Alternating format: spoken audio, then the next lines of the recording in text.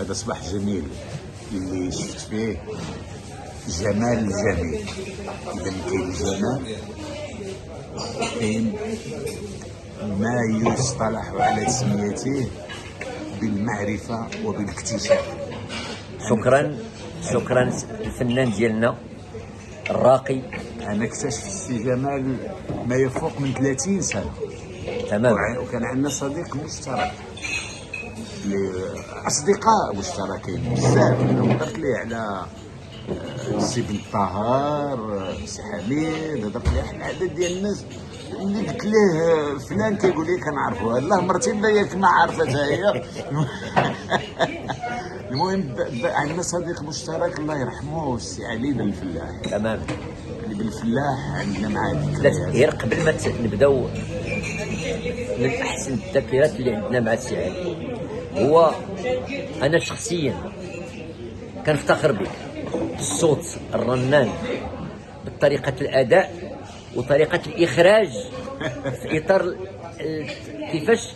لانه علاش كان واحد الفيستيفال ديال الفولكلور في مراكش مشهور ومعروف، وكان بعض الخطرات السي طيب صديقي هو اللي كان تيدير الاخراج، ولكن كان الاخراج ديالك عند السي علي، وخاصه اللي هي اللي بغينا نتكلموا دابا.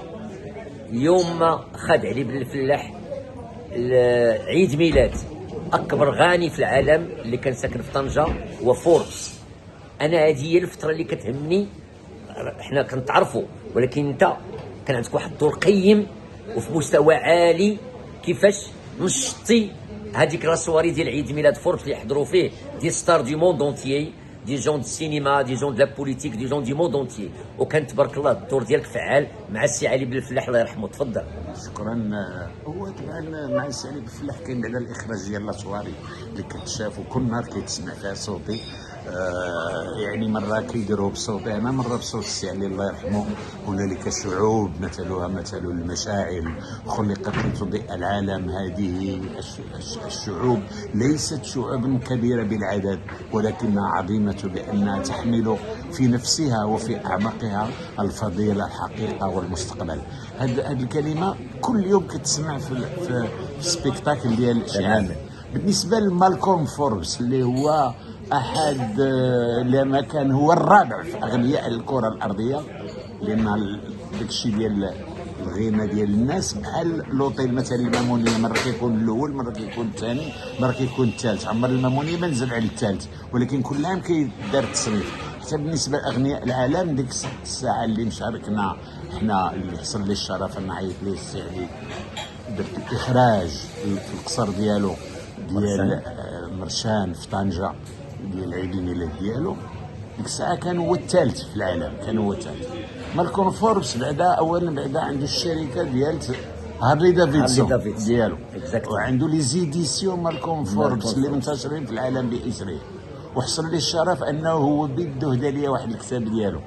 كيفاش وقع داك الشيء؟ انا ساليت الالعاب الفرنكوفونيه الاولى في 89، ومشيت كنرتاح فاذا جا واحد الدركي كيسول عليا في لاكارافان اللي كنت فيها، قال لي واحد الرقم ها هو، عيط فيه. عيط جاوبني السي محمد الهيتمي اللي كان واحد الوقت مدير اطلس سني، وكان تخر هو رئيس الجمعيه ديال ارباب وكاله الاصفار في طنجه. اييه.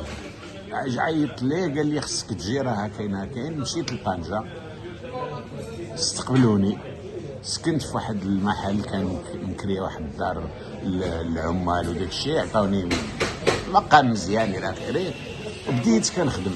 درت واحد التصور مثلا احيدوس كيخرجوا من وسط، ملي كيوصل النوبه ديالهم كيخرجوا من وسط النوار، كيبانوا لك من وسط الورود. درت دوك لي زومون بلو اللي هازين العافيه واللي كيسدوا الباب ويحلوه. واحد الاخراج وواحد الانسجام مع الضوء، الا انه انا ديك الساعه باقي مرتبط مع عائله الدرك الملكي. تمام. ولاحظت على ان داك الشيء خدا واحد الصبغه رسميه، لانه هو القصر مدخل، لانه كان صاحب الجلال الحسن الثاني الله يرحمه. فاذا بيا انا ما عنديش الرخصه ندير داك الشيء. اش غادي ندير؟ بقيت كنخدم. اللي سولني كيسولوني الدرك ديال طنجه، كنقول لهم راه مراتي خدامه مع علي بالفلاح، داك الشيء علاش جيت الى اخره، وكنجي وكنخدم. خص الاستعلامات يعرفك شكون انت. المهم تدربوا هذوك الناس نعم. ديال الفولكلور اللي باقي حي، الله يطول عمره، واللي مات الله يرحمه. تدربوا مزيان، فنانه بكل معنى الكلمه. تدربوا مزيان. النهار لو جور جي، يعني النهار الانطلاق ديال الحفله، اش درت انا باش ما يعرفونيش؟ لانه هو كان قائد العام للدرك الملكي الجنرال سليمان، والنائب ديالو واحد العدد ديال الضباط كانوا تماك، ما خصهمش يشوفوني وانا خدام بلا رخصه. اش درت؟ لبست جلابه ودرت سلهم ودرت رزه صفراء ودرت نضاضر ديال الشمس والشكاره داير في وسط منها التركي والكي، وبقيت عن بعد كنديريجي لا سين. المهم ولكن فين ما دزت انا كانوا هذوك المقاصيف اللي بيفي فيها بعض المشروبات. متى مررت قرب مقصف الا واكرمت ذلك السائل الاصفر الذي جعلني اقوى من فوربس. اقوى واغنى من فوربس. عظيم.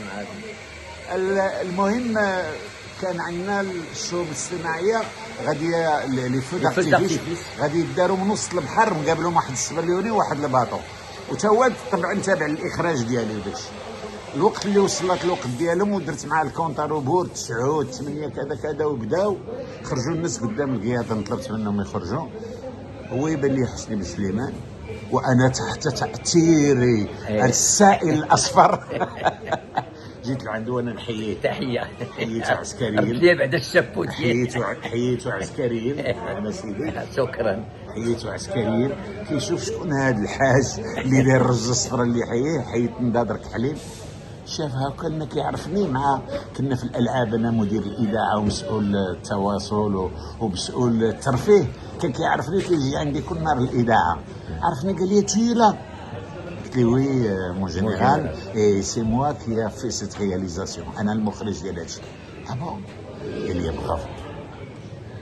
لو ما درتش هذه القضيه كنت غادي نكون في عداد المفقودين، لان الاثنين قالوا له صيفطوا له واحد لانوط، قالوا له العزوزي راه دار واحد العمل بدون رخصه.